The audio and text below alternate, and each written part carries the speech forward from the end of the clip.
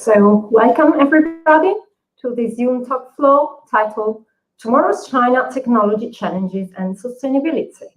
My name is Silvia Ravazzani and I'm an Associate Professor in Management at IULM University. So today I will be serving as your moderator while discussing strategic contemporary issues such as sustainability, energy, and the impact of technology on economies and societies with a look at China. In this 1 hour, you'll be hearing from 4 expert speakers on these very timely subjects. And following our experts' debate, we will open the floor for audience questions using the chat. So now, before we get started, I wanted to take a few minutes of your time to introduce all our speakers. So first, a very warm welcome to Zhang Junxiang, who serves as Partner and Chief International Affairs Representative of Chinastone Industrial Services Group, which is the biggest local management consultancy in China. He has diverse working experiences in both China and Europe. And in the past 5 years, he's been actively promoting the China-Europe collaboration in the sectors of fashion, foods, carbon reduction, business accelerator, and finance. Prior to joining Chinastone, he worked in different financial institutions in London, in Guangdong, Hong Kong, Macau, Greater Bay Area, and served in the Social Dialogue Department of International Labour Office in Geneva. So today, he will help us deepen our understanding of key contemporary issues such as decarbonization processes and the impact of technology on future economy and society. So thank you for being with us. And here with me in Milano, and I welcome to Marco Marazzi, who is partner at Baker & McKenzie Associate Firm. His practice focuses on corporate and commercial law and mergers and acquisitions. He spent over 18 years in China as a lawyer before returning to Italy 10 years ago. And his work includes advising foreign investors on a variety of legal matters related to, for example, technology licensing and real estate issues, as well as advising clients on private and public M&A transactions. So today, he will lead us through the guidelines of the new China, providing an update on the state of the art on the relationship between China and the Western world. And here, Francesco Boggio Ferraris, who is Executive Director of the School of Continuing Education at Italy, China Council Foundation. He's responsible for opening the 2 Chinese branches of the school in Beijing and Chongqing. He teaches in several masters and executive intercultural management courses in the main Italian universities, while also designing and implementing training consultancy for companies in Italy and Europe, in particular in fashion and luxury industries. And last but not least, Alessandro Zadelo, who is head of research center at Italy-China Council Foundation, and he was the former program manager at Sant'Anna School of Advanced Studies in Pisa, both in Italy and China, and business development manager for Socio Group, a China-focused geopolitical intelligence and strategic consulting firm. He spent 5 years between Beijing and Chongqing, where he successfully carried out a 2-year feasibility study to launch a series of academic projects in Southwest China. And today, Francesco Boggio Ferraris and Alessandro Zadelo will help me lead the discussion over China and the extremely topical issues of technology and sustainability. So again, thank you to all our expert speakers for being here today. So moving along to our session, it's my pleasure now to give the floor to Zhang Junxiang, who, as I said before, works for the biggest local management consultancy in China and has himself a significant international management experience. So thank you again for joining us today and offering your hands-on perspective on such important matters. So the floor is yours. I know you have a presentation to share, so whenever you're ready. Thank you. Can you hear me?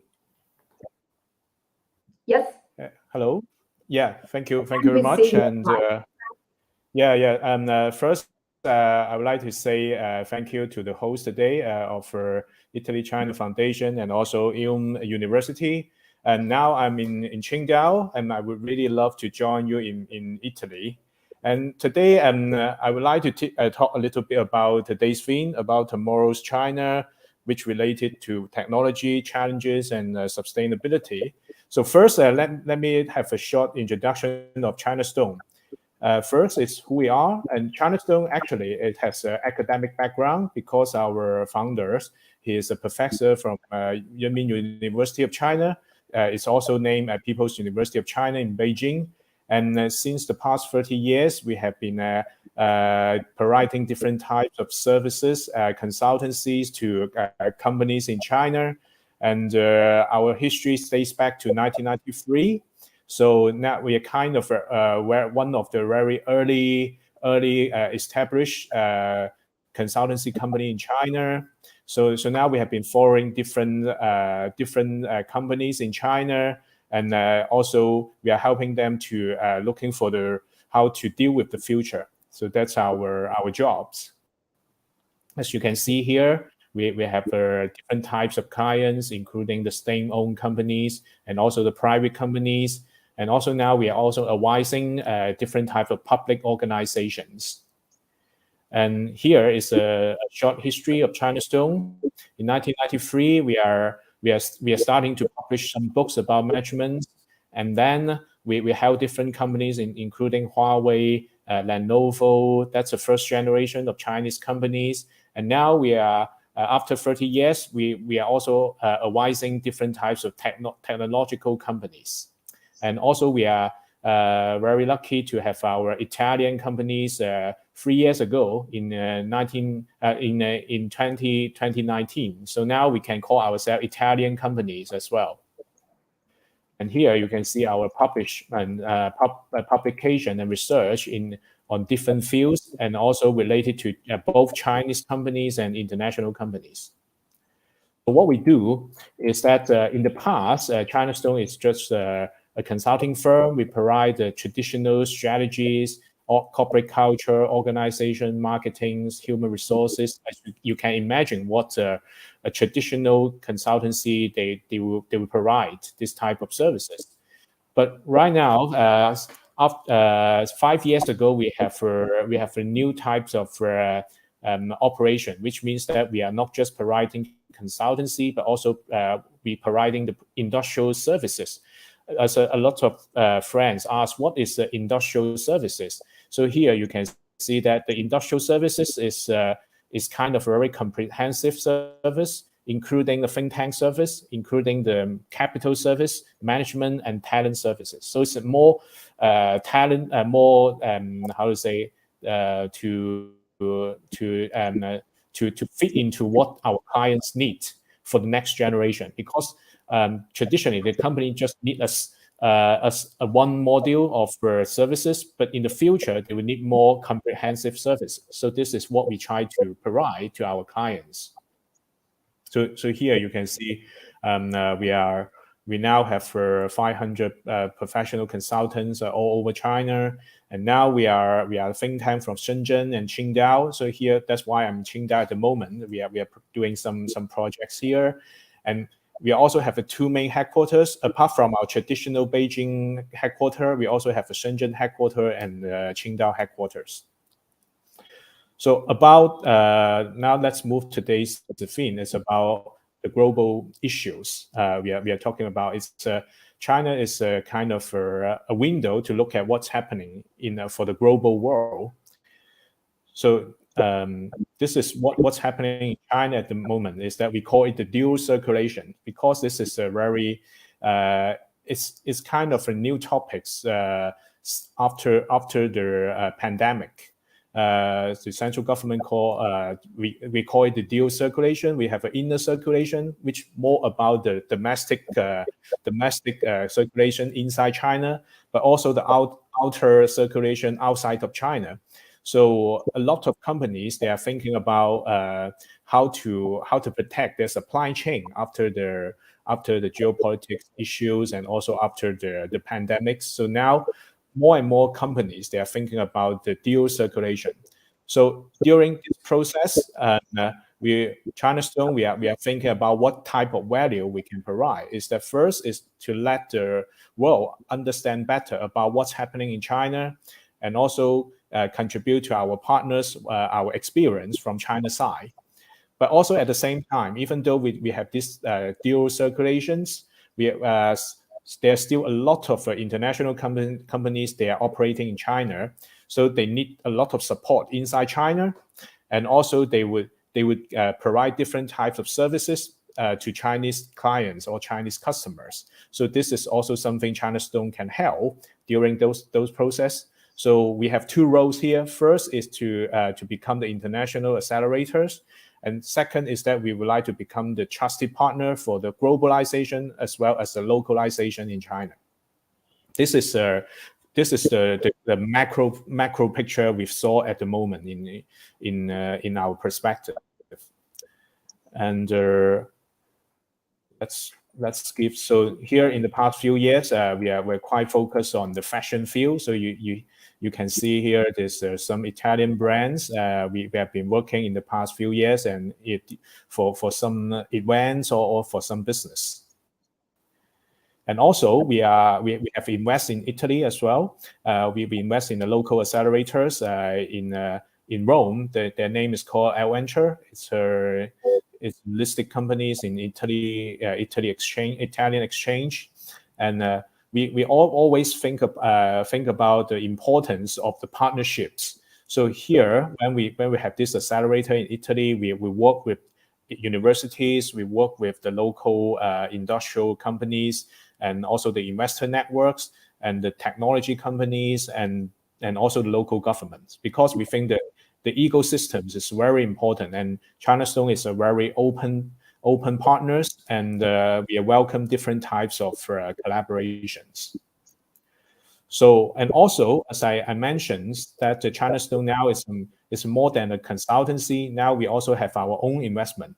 So we have onshore investment funds, and also we have an offshore investment fund. So we use this type of investment fund to create a bridge between China and the outside world. And one of the key topics about today is about the challenges. I would say that the ESG is become a very popular theme at the moment. So ESG means environmental, social, and governance. This is a very investment hit topics globally. So even in China, we can see that in the past 5 years that the ESG investment is huge, not just for now, but also it can become a big investment theme for the next 30 years or 50 years, ESG. So Chinastone is a pioneer in this field for this ESG investment. And we are investing projects in new energies, energy storage, energy saving, and also green constructions and new materials, meter universe. I think for all these things, we can have a huge opportunities to work with our Italian partners. So, and during this process, I think we have some advantage. For example, we can provide capitals, industrial park, and carbon markets in China, and also the green finance to empower our partners during this field. And also Chinastone, we are helping different companies to have IPOs or M&As. And also we have our own industrial research team and the capability for in-depth insight of the certain industries. So I think now we can move to some cases. For example, what I mentioned in the fashion field is that in the past 2 years we have been working with Milan Fashion Week in China, because during the pandemics, a lot of the Chinese buyers, they can't go to Milan, and also the Italian companies, they can't come to China. So 2 years ago in the 2020s in Qingdao, we had just had this International Fashion Industry Alliance festivals, and we tried to create a new platforms to link between the Italian side and the Chinese side. This could be, I think it's a very relevant theme to IULM, because it's about meter universe. Because in the next 10 years, I think meter universe will be a big theme help to build the gap between different industries. So Meter Universe would be extremely helpful in the fashion industry, especially in the first stage. They may change the way how brands can present themselves. So now we are working on the Meter Universe theme to see how we can use the modern technology to not just connect the customers to the designers, but also about how to use the Meter Universe to connect the manufacturing side, the supply chain side, and link them with the other sales channels.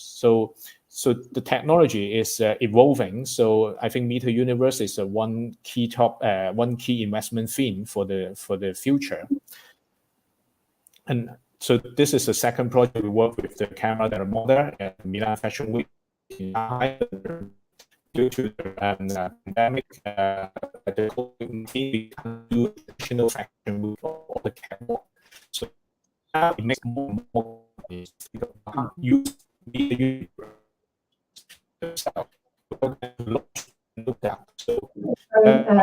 We cannot hear you well.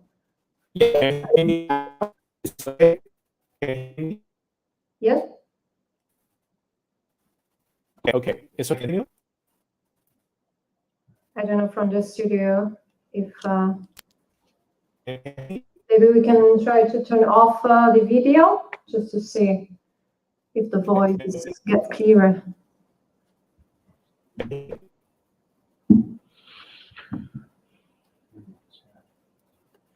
you hear me? Yes. Can you hear me now? Not perfectly. Okay. I don't know why.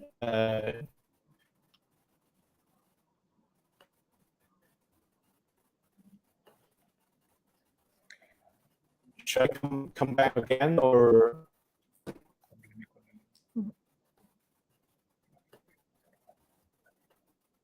Maybe you can try to change your Wi-Fi connection.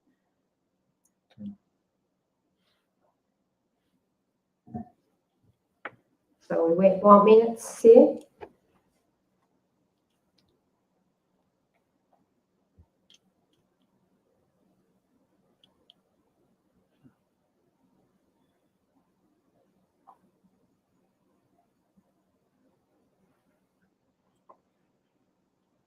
Hello, can you hear me? Yes, try again to see if it's like clear and loud. I'm trying. I just have. Yeah, a little better. I think it's a little bit better. It's okay now. It's okay now, Yes. or? I think you're back on track. Okay. Can you see the slides? Not yet, but I think that okay. Now we see them. Thank you. Yeah. Okay. So this is the last page of my slides. It's about the technology side and also the green side. Is that we are last year we also organized a event with Italy China Foundation about the innovation investments. So I think two important things I would like to share with you is, one is the Meter Universe. As I mentioned that it will be very important in the fashion world, as we can see Gucci, Prada, or LVMH, they're also using the Meter Universe to promote their brand or launch their products. But the second thing is about the green investments, because as everybody knows, this year the climate change is quite of hot topics. And even in China, we are going to launch our carbon exchange, and also there's more and more collaborations for global countries to work together on this climate change. And even after the Ukraine-Russia war, and more and more European countries, they are paying attention to the energy sectors. So that's why the green investment will be very important in our investment themes. And okay, so that's what I like to share with you today. Thank you. Can you hear me now? Yes, so thank you very much for your time and for your valuable insights. We have now much to consider, to reflect upon with the upcoming conversation with our speakers here in Milano.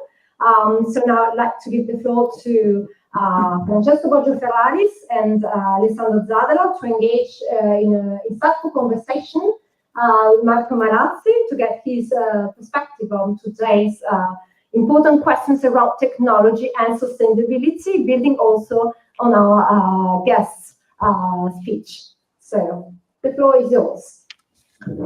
Thank you to Ms. Ravazzani, first of all, and thank you very much. 非常谢谢你的讲座，张先生。I feel it was very interesting and it gave us an actual perspective of what's going on in China on such interesting and topical situations and areas, such the ones that you had the chance to share with us. And it's very interesting for us to try to deepen our understanding of the state of the art, let's say, on an industrial cooperation side of the relationships within Italy and China, within China and the Western world. So as our colleague Silvia Ravazzani just told us, we had a chance to continue a little bit on this path, on this track, and we're very privileged to have here with us Mr. Marco Marazzi, who is also Italy-China Council Foundation board member. So he's a very long experience, like Mr. Zhang, in cooperation on the industrial side within our two countries. So the first question that I'd like to make is that is this one, Marco? Can you share with us an overview of the general situation in China and maybe also the expected impact that the pandemic and the global situation in general will have on economic forecast this year? Because we have witnessed, I think, like a decade or 10 years or so of a growing market in China, or growing China, let's say, per se. But at the same time, I feel like we're kind of living on an era of big challenges and big changes, of course, we all know. So what are your perceptions of the next future? No, thank you very much. The years I spent working and living in China were the years where China was booming. I moved there in 1991 permanently, and I left in 2013. So with a short period in Singapore, which doesn't count. But and then China kept booming in the subsequent years until two things happened. Well, pandemic has been an obvious, obstacle to grow. Not the pandemic itself, but the zero COVID approach to the pandemic, which basically is unique in the world. Maybe only Japan had it for a bit of time, and Taiwan, which basically is a strict approach to anything, so no tolerance for any even small outbreaks of cases. For the number of cases we would have in the building in Milan, they would close down the city. So that's a point. So this is, of course, is having an impact. The second thing is that together with the pandemic, there was some overdue, I would say, reform of the real estate sector. I think China's growth has relied a lot for many years on the property market. Building, and selling. Price of the apartments was growing and growing, even becoming, impossible to bear for a lot of people, right? Because the average salary wouldn't afford, an apartment in Shanghai or in one of the major cities. And there was this over leveraging generally of the big, property groups, which were also expanding to other sectors. So they were over investing, over borrowing, and not easy to sell all the things they were building. So this model had to be sort of like reformed. And I think Chinese government has tried to do that, is trying to do that, and I think it is the right thing to do. It's just unfortunately that is happening while there is the zero COVID impact. So I think I would say there is if it would have been done in a different period, maybe it would have been better, but it's also sometimes it's difficult to control things happening on the ground because the slowdown carries a number of other problems, so that becomes difficult to to repay. The companies get in crisis, so there's all of things. So it's difficult to also, although the Chinese government is been pretty good in the past 30 years to control all the levers of the economy, it's not always easy to control everything. So this is the second factor, the real estate crackdown, the reform of the real estate sector. I don't think the Chinese government had any problem with the real estate companies or the property companies per se. Just the model that was being used is not feasible anymore. The third is the energy. Of course, China had some energy supply problems and last year and also beginning of I think during summer, still a little bit, but the energy supply is also an issue that China has been facing because of the sudden demand increase after some lockdowns were lifted, and at the same time they're trying to do what we asked them to do and what they are committed to do, which is the transition. So to different different sorts of energy.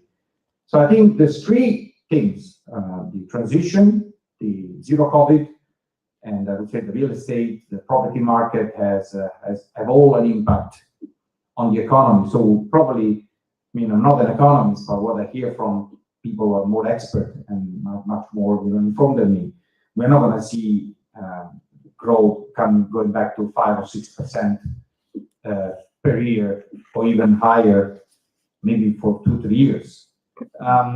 So we have to expect China, which focuses on a different kind of growth. The dual circulation that my previous speaker mentioned is very important.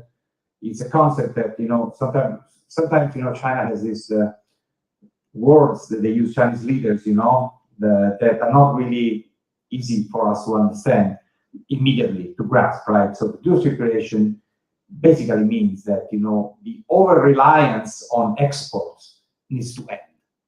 I mean, China has been an export superpower. It is still, I think exports are going very well. But that's not enough. You need to rely also on the local market. It's 1.4 billion people. So what the Chinese government is trying to do is to actually move some of the, I would say, the income, the GDP that is coming from the export, move it to the local circulation and consumption. Also by trying to tear down some barriers within the country, because we should not forget China is very big and they have a lot of provinces. The provinces are basically like our regions. Of course, they're much bigger than regions. Some provinces are as big as Italy in terms of population, even bigger. And even between provinces, sometimes it's not that easy to operate because there is a lot of protectionism, So there is an attempt right now, which is welcome also by foreign investors, to tear down these barriers of doing business among different provinces. So I think, again, it's a pity that they are trying to reform the economy, which I think what I think they're trying to do to reform the economy is right. It's overdue. They had to do it a long time ago. Tech sector crackdown, it's basically over already. So I don't see it as a threat or something that did to the economic growth. It's a pity that they're doing it while trying to implement the zero COVID policy, because that's creating additional things. It's like trying to fix your house while there is a hurricane, or there is a earthquake.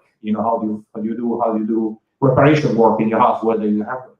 So I think this is the biggest challenge. I think eventually they will have to give up on one of the things. Otherwise, it's going to be now. Then, if you want, I can spend some words on the impact on all this is having on all the foreign investors in China, because that's also something of concern to people who are listening, because they mostly are Italians, and they may be thinking of working maybe for companies who operate in China. And that's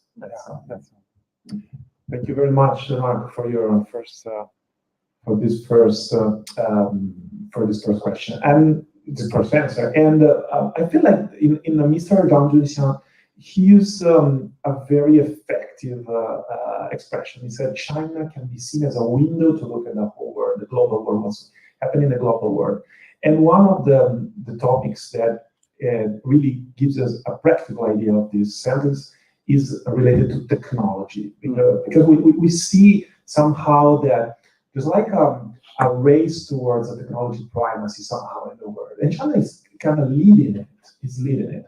So I'll share a couple of numbers, of figures that at our Italy-China Council Foundation we definitely look at very often. They say that according to the 14th Five-Year Plan, 2021-2025, China is following these guidelines: scientific and technological independence, of course, new urbanization and green development, like Mr. Zhang just told us. Some figures describe this scenario very clearly. We have more than 1 billion, which is a record number, of internet users.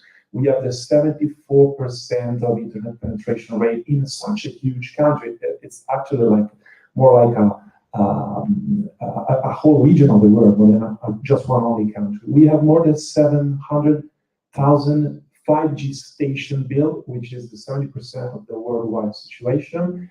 And we have this DCEP attitude, let's say, in the everyday use of technology, which means digital currency and electronic payments, which is definitely something else.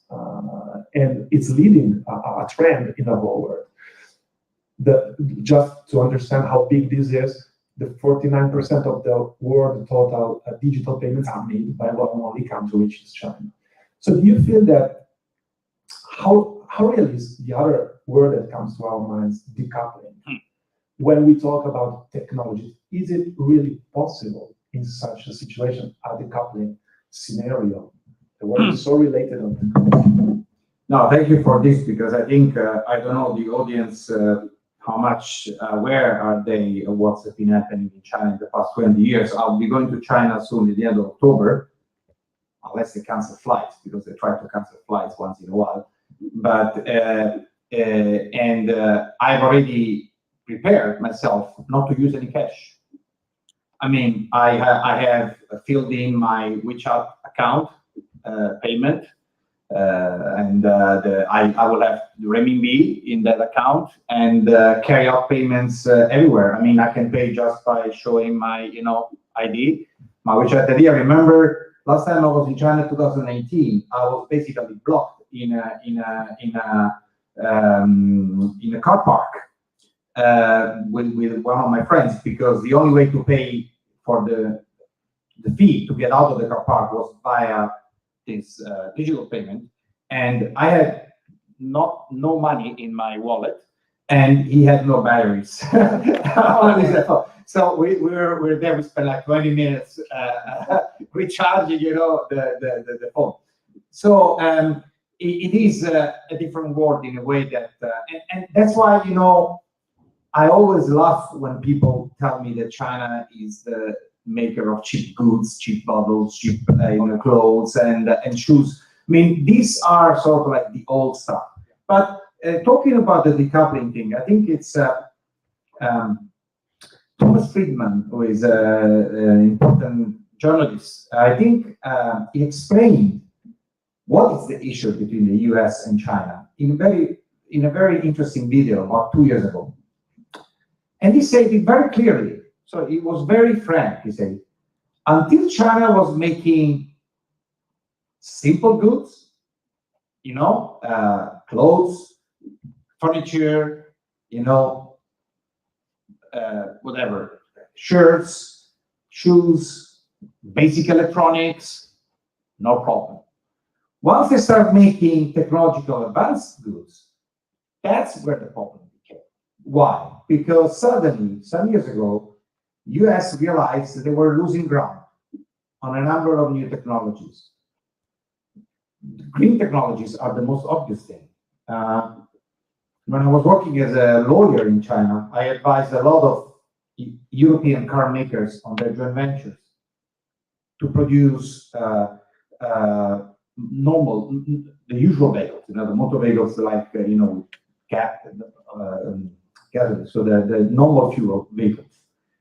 China tried to get into that space. Okay, so we also want to build the Volkswagen of the world. We want to build the Fiat of the world. We want to build. They realized at one point that they were not able to compete on the normal engine, on the typical, engine.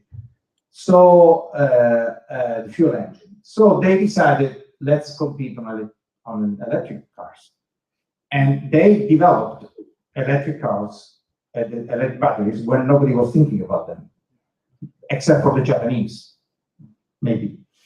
Because Japanese also have a solid technology. I remember visiting BYD, which now apparently is the biggest, producer of electric cars, bigger than Tesla.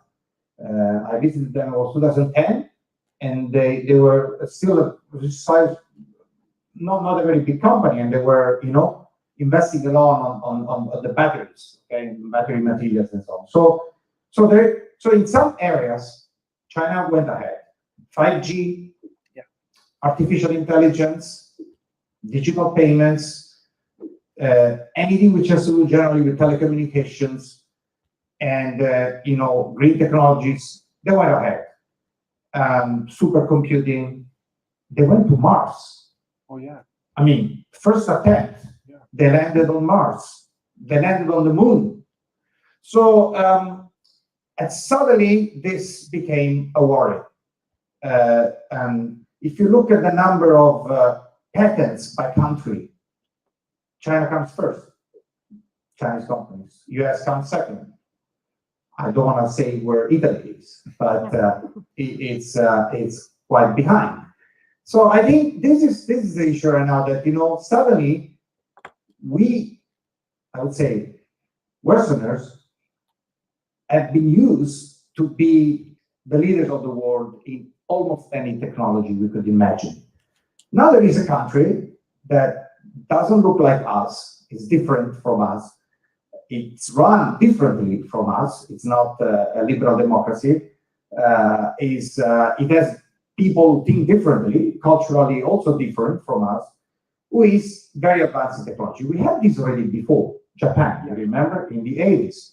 We had that, and Japan is still a leader in a lot of technologies, definitely it is. But somehow we learned to sort of accept Japan, first because we think it's a small country, 100 million people, 120 million people, not 1.4 billion. And second, Japan became part of, I would say, our world. It's seen as as a member of the G7, right?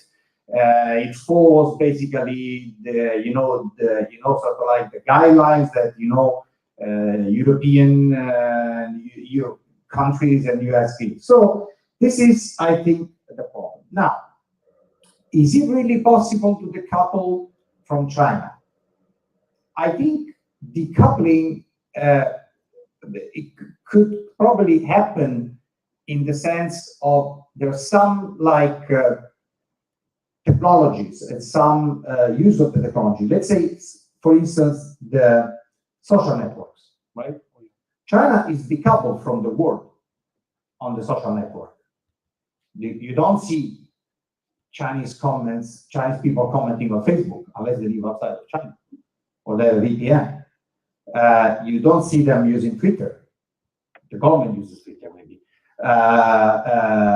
Then you don't see them using WhatsApp that much. They have a different system. They've got WeChat, which is a combination of all the things that I said before, and they have other they have Weibo and so on. So they have their own system. So in that way, but there wasn't a choice made by us. It was actually a choice made by them. To sort of get a separate system. But for other technologies, I really don't see how it's going to happen. You must have seen that recently US found out that in its fighter planes, F-35, there were some China alloys. So in the US fighter planes, F-35, there was something made in China. They discovered later. They didn't even know because the supplier buys from somebody. So there was. So I don't think it's really possible, and I don't think we should. I mean, we are still using some Chinese inventions, right? Yeah. Paper, gunpowder, a compass, you know. So I don't see why, if China creates a new, more effective, more, faster, 5G or 6G system, we should be still thinking that we should develop our own. In some cases, it's actually counterproductive. But it seems that this trend, which is against everything that I believed in the past 30 years, is kind of, happening. It's happening definitely in semiconductors. Every country now wants to have its own semiconductor industry. I'm a supporter of David Ricardo theories of competitive advantage. I find this totally bizarre, that every country wants to have its own semiconductor industry. I don't think actually it's even possible for every big country to have everything that they need in the semiconductor. So we have to find eventually a way to go back to a point where, a country makes something and another country makes something else. It depends on where your competitive advantage is. So I guess this is, sorry if I went ahead, but this is, decoupling is happening in some sort of, and for the companies, it's a big headache because they need to have set up two systems, one for China, one for maybe Europe. It's a long way, very difficult to explain, but it could be a very big headache.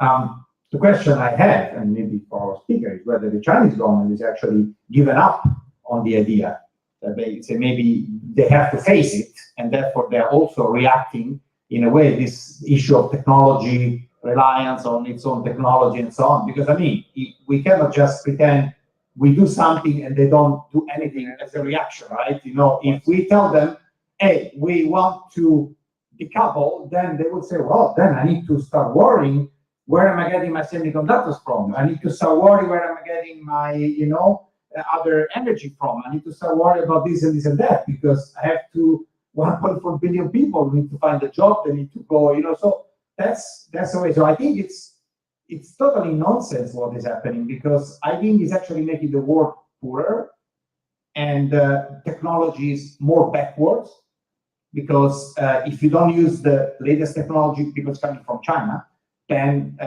you will be left behind. So that's the other. And the other way around. If China doesn't use the technology, the latest technology coming from the US, because it's coming from the US, it will be left behind. Of course.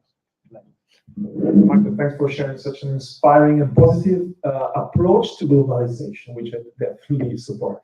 I leave the floor to my colleague, Alessandro Zalli, to keep on discussing on topics on China. Yeah. Good morning, everyone. Thank you. Very happy and honored to be here with you today. And thank you, Mr. Zhang, Francesco, Cile, and Marco for your insightful views over China and the challenges that we actually, like the world is facing, not only China. I would like to go back to what you mentioned earlier about investment environment in China for foreigners and also for our audience, Italian. And just before asking that, or before actually get to the point, my question, I'd like to just summarize like what you said. So on one hand, we have this dual circulation policy, which is a Chinese government policy that says, yes, we do have inner circulation, also external circulation, meaning we do want to keep stay open to the world in terms of economic interchange as well as investment on one side. On the other hand, we have this situation that you summarized quite well yourself of economic and market, investment condition in China, stemming from the COVID situation, energy supply problems, the real estate market crisis, as well as the slowing economic growth. So it's a quite tricky picture. On one hand, you want to stay open and welcome investment, but at the same time, there's an environment which is quite challenging for investors. cannot travel to China and might actually find himself with the situation is quite different from how it was a few years ago. I know we both read a report, a recent report on European FDI into China, and the point of this report was saying that it's great that in the past few years, European investment in China has grown much more concentrated in terms of companies that are investing in China, the countries company come from, and as well as sectors in which this company operates. So my question is, what's your understanding of these findings? And before getting to the point, just if you could just give us a brief overview over European FDI into China in the past few years. Yeah, okay. Well, European FDI into China has been always quite strong. FDI means foreign direct investment, for people who don't know. Also means investing in a company, buying a company. It's not buying bonds on the market. Okay, that's financial investment. You're not buying, or trading, shares. It's actually foreign direct investment. So it means going there, putting money into a factory or a company, or setting up a retail network. Well, as Alessandro was saying, before this data, which just came out last week, I was having the same suspicion that data confirmed that China is not for SMEs. It's not for small and medium enterprises. I'm sorry, because I'm a member of the board of the ICCF, and we do say that we want to help SMEs. SMEs can sell to China with some difficulties, but they can sell to China their goods. SMEs are not able structured to invest in China. They are not able structured to invest even in the US sometimes, but somehow in the US it can become easier because there's a lot of ways of maybe getting together and something. But China is actually very challenging for SME and even for mid-sized Italian companies. And we see that in the number of investments. The lion's share of European investment in China is coming from Germany. It has always come from Germany since the 90s. And then France, then UK, and then you got the Netherlands. The Netherlands is a little bit tricky because the Netherlands, as you know, is used as, we use the PV companies to basically, you set up a company in the Netherlands to invest in China for tax reasons. But maybe the money is coming from another country. So the Netherlands is always a tricky, data to analyze. But Italy is, but we have invested probably about 10 billion euro, 10, 11 billion euro. Chinese have invested in Italy 16 billion euro, which is actually maybe 1/10 of what French have invested in Italy. But somehow people think that China is buying up Italy. This is another, legend, So it's, European investment in China, in the last 4 years, the study basically says that they have been focusing on large projects made by large companies. And that's exactly what I was expecting to happen.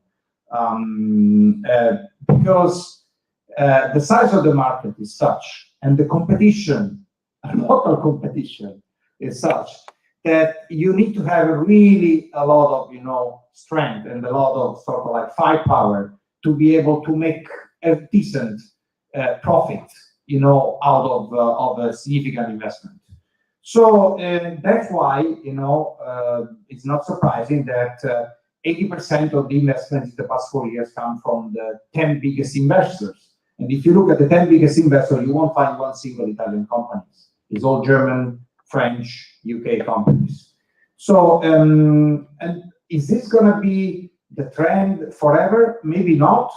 Definitely, the zero COVID policy affects people's ability to do deals, to make projects. So that's why only the big companies who are there already can do projects. I have several clients who are interested in exploring investment opportunities in China, but it's difficult for a CEO of an Italian company to take a flight to China, spend 10 days in isolation in a room, 7 plus 3. The 3 applies only if you have a house. If you don't have a house, so it's 10 days in isolation in a room with window locked and the door locked. You only get food from the outside, I mean, only somebody who goes to China for 6-7 months can afford this, but somebody who wants to go there for a business trip is never going to do it. So this is actually the biggest problem, one of the biggest problems. So what we'll see is that once the zero COVID measures will be relaxed or will be finally phased out, you probably will see more companies going there. You will see more flights. Right now, there is maybe, I don't know, 3 or 4 flights per week from Germany to China. There used to be 3 or 4 per day. So I mean, so this is actually the point. So I think European investment in China will continue. All the indication we get from the European investors is that they will continue to stay there. The sectors they're focusing are not that different from what they were focusing like 10 years ago. And the problem is for Italian companies which are already understaffed, they don't have a strong presence in China. These travel restrictions are a real killer of any, you say you can use some intermediaries there, but if you have to put 10 million, 20 million euro in a factory, you want to go there and see it yourself. You know how the Italian CEOs, think, right? That I want to go there, I want to shake hands with my partner. I don't want to just meet over Zoom. So this, I think, is the biggest obstacle. And on this one, I would really like to hear also from the speaker before, what is the view of the government? Because, the foreign minister, Wang Yi, just say, 改革开放, 开放, we will continue to open up. But you cannot really open up only to movement of money and movement of goods. You need to open up to the movement of people. Otherwise, this will never going to go back to where it was 2019. Okay? And we're still going to have the 10, 12 big European investors doing all the investment and the rest staying up. Thank you very much, Mark. That was very clear point of view, and we couldn't agree more on the like people exchange part of it. That's quite it's a key at this point. It's the basic thing. Yes.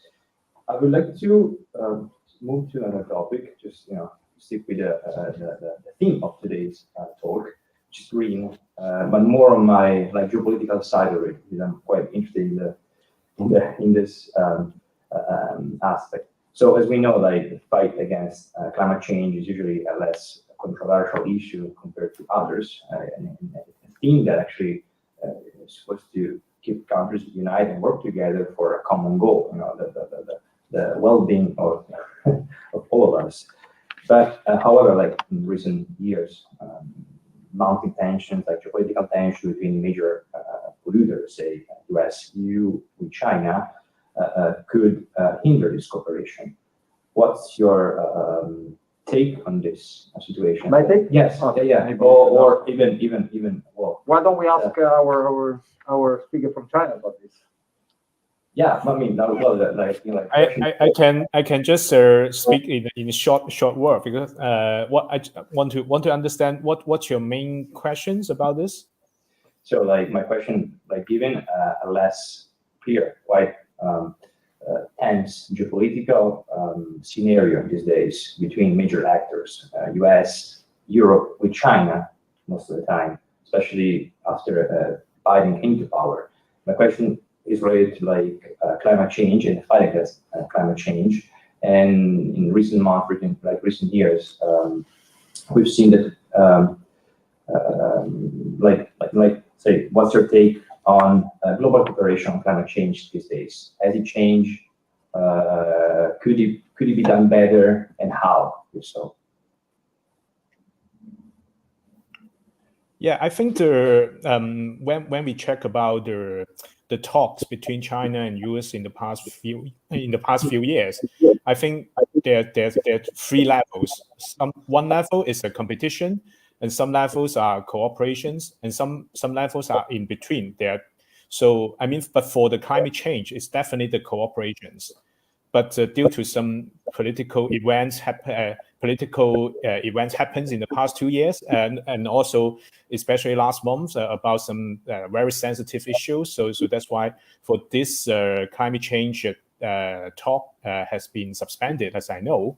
But I think definitely in the future, the climate change must be addressed by all the countries, not just single countries, all countries.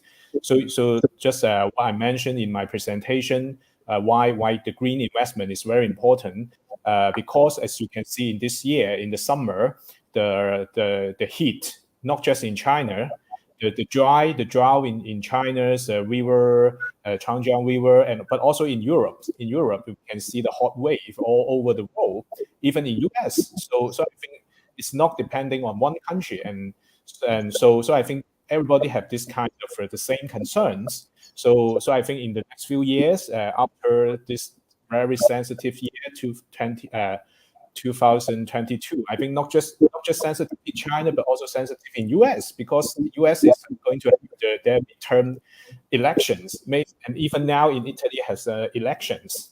So once it comes to political power to intermingle with the economics or climate change, it makes everything become so complicated. So now I can't say much about this issue, but we hope that we definitely need to have a more cooperation mechanisms, just like the last year in Glasgow, in the Kyoto talk, and I think everybody knows this is happening, and also this is a new way to address the growth. And now, as you can see in China, why we are so emphasized on the green investment, because this is a good way to mitigate the how to say, the disparity between the rich region and the poorer regions. As you can see, the eastern coast, and the inner land of China, I think the economic disparity is huge. So the green investment can help to mitigate this gap. I think that this case will also happen in Europe, as I see in Italy, the southern part and the northern part. I think there also some have the same issue, even in US.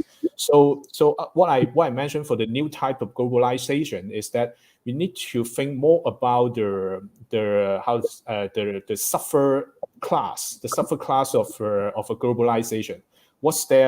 What we can bring to them, or they can get from this type of a globalization. I think all countries, politicians and economics or companies, they must think about this. Otherwise, this type of conflicts or kind of arguments, different type of arguments, they would just repeat and non-stop. Yeah. So that's why I've said green investment can help to address these issues. Thank you, Mr. Zhang. Can I just say one word? Yeah. I think what Mr. Zhang said is right. The fact that China stopped the talks with the US on climate change doesn't mean that China is not doing anything about climate change, because China has been doing something about climate change. It's just that the size of the economy, the size of the challenges they have, it's much bigger than what we have in Europe. So they're trying to do something, because it affects them. As you just said, you have the drought, you have the floods, climate change affects China as well. So it's just that, so I also don't accept this idea that, that there should be sort of like, guilt. Anybody is guilty about it. Everybody is guilty about it, except for maybe the poor developing country who haven't really started developing yet, So, but everybody has its share of responsibility for the CO2 we have in the atmosphere. Okay. The biggest investments we've seen in the last decades on this topic have been made by China. I think worldwide. Yeah. If you travel to China, often you can see yourself the size of investments they have on this field. I think there's a question. Yes. From our side. I think it's time to open the discussion to our audience. I can see there's a question from Melissa. It's for Mr. Zhang, but I think also you can answer from here. So the question is, if it's possible to explain a little bit more about the future or opportunities for ESG. Is a question for me or for Marco? For you, but yeah, if you can, but also speakers from here. So probably you go first. Okay. Because I raised this issue first, so let me first to elaborate more about the ESG. So I can mention a little bit about the what's happening inside my hometown in Guangzhou. Is that we are going to have a new future exchange. So in this new exchange, they will have some new product, not the traditional commodity, but also the carbon trading, just like in Europe or in US, you already have the carbon trading, the carbon credit. So that's why I would say this, the ESG, when we can show our ambition in green investment is related to the carbon trading. So the pollution and has been addressed in the past 10 years by our central government. So that's why the ESG, we have environmental. I think definitely this has been happening for the past 10 years. In China, we have a very famous saying is the golden mountain, the silver mountain, but the green mountain is the golden mountain and also the silver mountain. If you are staying in China, you know this is you can see this slogan all over China. So green mountain is the golden mountain, is the silver mountain, the gold mountain. So this is how we emphasize this field and environmental.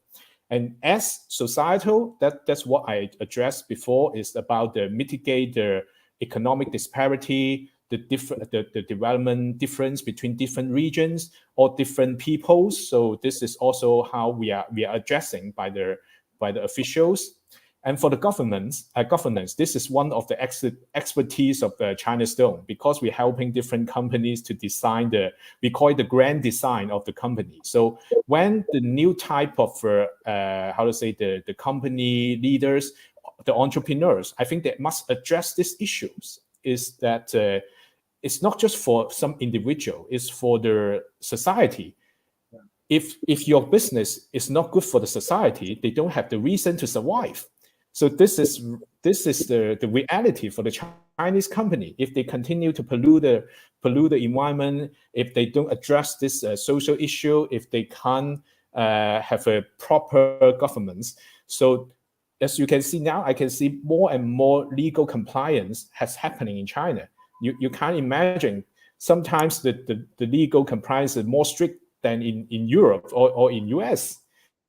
So that's why a lot of, as I totally agree with Marco, it's not just in China's business world now, it's not just very difficult for the foreign SME. Maybe for here, the Chinese SME is also becoming more and more cost. It create more and more cost for them to fit into this legal compliance. So this is a cost. So if there are small companies, they need to consider this. But one thing I don't agree with Marco is that I think that I can see some challenges, but I also agree with some new opportunities. Just like every period or every year, there's more and more innovation, but the innovation is not coming from the big company, it's coming from the SMEs. So the SMEs, if they can address these issues, if they can face these challenges, they can become the next big giants. So that's my point. I think SMEs are doing this in Italy. It's just Chinese SMEs may do that in China. It's just more difficult for an Italian SME to become a champion in China. That's what I wanted to say. Yeah. Okay, thank you very much. I think we have run out of time, so No more questions? we don't have any other questions from the audience. Probably we should replicate this roundtable, I don't know, in 6 months' time and see how the picture is changing. Well, China runs fast, but I think the whole world is changing, so it might be interesting to meet up again and see what's happening in a few months' time. So, yeah, sorry, I guess there's another question. Great. So, Matteo, this is for who is able to answer. So, we'll pick one of our speakers. Does this collaboration between Italy and China involve also the development of military technology? I don't know, Marco, if you have any insight. No, it can't. There is a ban on export of military technologies from EU or our weapons from EU to China. So, well, of course, you always have the dual-use problem. You know, is any product that you're making can be used also in the military field, apart from the civil field. That's always possible, but again, right now it's stringently checked by both the Italian government and EU at the EU level. So yeah, there could be so-called exceptions, but it's quite, it's very difficult to do that right now.